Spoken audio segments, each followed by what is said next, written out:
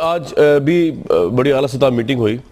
Terrorism کو combat کرنے کا اسٹریٹجی پاکستان کی حکومت کی ٹھیک ہے، سکولوں کالجز کے اندر پریکٹس کرائی جا رہی ہے، راکٹ لانچر چلانے کی، اسلحہ چلانے کی اسٹوڈنٹس کو.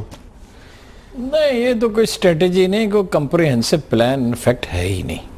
دیکھیے ٹیررزم پہ بڑی کامیابیاں پاکستان نے حاصل کی ہیں. لوگ یہ بات بھول جاتے ہیں کہ چند برس پہلے ہر ہفتے 4-5 بڑے دھماکے ہوتے تھے، پھر وہ کم ہوتے گئے، پھر قبائلی افغان سوات کا آپریشن ہوا، پھر ایجنسیوں میں آپریشن ہوتے رہے، کم ہوتے ہوتے بہت کم ہو گیا.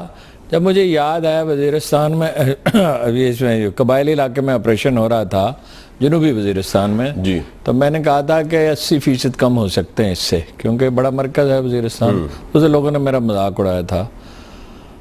لیکن یہ بڑی اچیومنٹ اپنی جگہ پہ، لیکن اس کی کوئی ڈیڈ لائن ہوتی ہے نا. کوئی جب بھی کوئی بڑا منصوبہ ہوتا ہے، اہم چیز ہوتی ہے، تو یہ ہے dead line.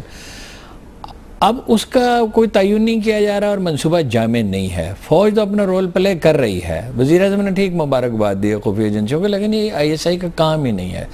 Best intelligence police کی ہوتی ہے، اسپیشل برانچ، CID وغیرہ. اور یہ تھانے دار اس میں سب سے اہم آدمی ہیں، جس کو پولیٹیسائز پولیس کو آپ نے کر دیا، ناکارہ کر دیا.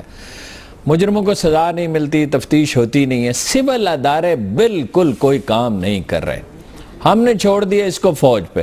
یہ فوج کا کام نہیں ہے. پہلی بات یہ ہے، ہمارے سیاستدان اون ہی نہیں کرتے تھے. نواز شریف صاحب مذاکرات کر رہے تھے ان سے، عمران خان صاحب کہتے تھے یہاں دفتر کھول لیں، سمجھتے ہی نہیں تھے اس بات کو.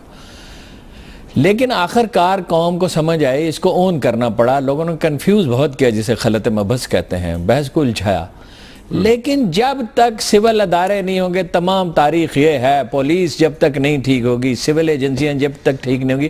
IB میں کون کام کرتا ہے اور ISI میں کون کام کرتا ہے؟ اگر چین کی میں سول انٹیلیجنس کامیاب ہے، ایران میں کامیاب ہے، اس کے ماڈل ہیں، وہ لمبی بات بھی اس پہ ہو سکتی ہے اگر کبھی موقع ہو. تو ہم کیوں نہیں اپنی سول انٹیلیجنس ایجنسیاں اور سول ادارے اور پولیس کو نہیں؟ گورنمنٹ کی کمٹمنٹ نہیں ہے، جوابی بیانیاں نہیں ہے.